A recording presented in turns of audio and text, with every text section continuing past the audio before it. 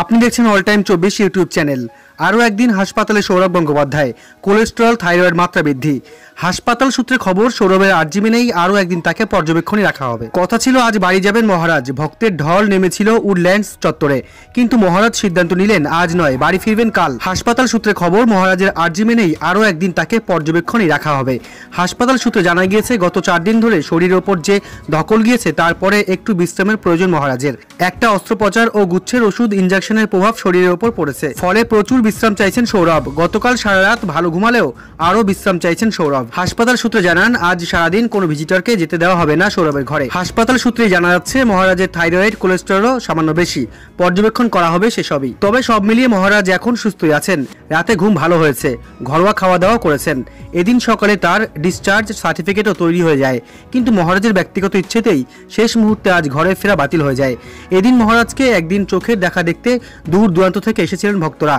কেউ কেউ চলে এসেছেন রাতের পদাতিক এক্সপ্রেস ধরে। মহারাজের সিদ্ধান্ত বদলে কিছুটা হতাশ তারা, যদিও সর্বান্তকরণে তারা চান মহারাজ ভালো হয়ে ফিরুন। 3 সপ্তাহ পরে তার অন্য দুটি ধমনীতে স্টেন্ট বসানো হবে বলে জানাচ্ছেন চিকিৎসকরা। আপাতত সৌরভ গঙ্গোপাধ্যায় ঘরোয়া ডায়েটেই থাকতে হবে। খাদ্য তালিকা থেকে বাদ পড়েছে দুধ জাতীয় খাবার, কোলেস্টেরল বাড়তে পারে এমন কিছুই খেতে পারবেন না মহারাজ। রেড মিট, বিরিয়ানি আপাতত বন্ধ থাকবে। হাসপাতাল সূত্রে খবর, তার থাইরয়েড জড়িত সমস্যা রয়েছে, সেদিকেও নজর রাখবেন চিকিৎসকরা। যদিও পরিস্থিতি স্বাভাবিক হলে ক্রমে তিনি সবই খেতে পারবেন। পরবর্তী খবর, আজ থেকে বাড়ছে রেলের ভাড়া, জেনে নিন বিস্তারিত। কোথায় কত ভাড়া বাড়ছে এখনই দেখে নিন। করোনার জেরে বেশ কয়েক মাস ধরে ট্রেন পরিষেবা ব্যাহত ছিল। সংক্রমণের কথা মাথায় রেখে কিছু পণ্যবাহী ও বিশেষ ট্রেনই চালু হয়েছিল। ধীরে ধীরে পরিষেবা স্বাভাবিক হচ্ছে, নানা রুট ট্রায়াল চলছে।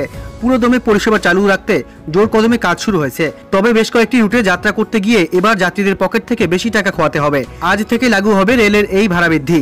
এক্ষেত্রে রিজার্ভেশনকেও আবশ্যক করে দেওয়া হয়েছে ভারতীয় রেলওয়ের তরফে। এবার থেকে রিজার্ভেশন ছাড়া ট্রেনে যাত্রা করা প্রায় অসম্ভব। আসুন বিশদে জেনে নেওয়া যাক। অনলাইনে করা যাবে রিজার্ভেশন।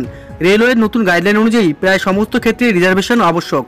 এক্ষেত্রে দূরত্ব তেমন গুরুত্বপূর্ণ বিষয় নয়, ট্রেনে যাত্রা করা মানেই রিজার্ভেশন থাকতে হবে। তাই রিজার্ভেশনের বিষয়ে ভালো করে নজর দিতে হবে। টিকিট কাউন্টার থেকেই রিজার্ভেশন করা যাবে। মাথায় রাখতে হবে, নির্ধারিত সূচি অনুযায়ী ট্রেন স্টেশনে পৌঁছানোর 30 মিনিট আগে খুলে যাবে টিকিট কাউন্টার।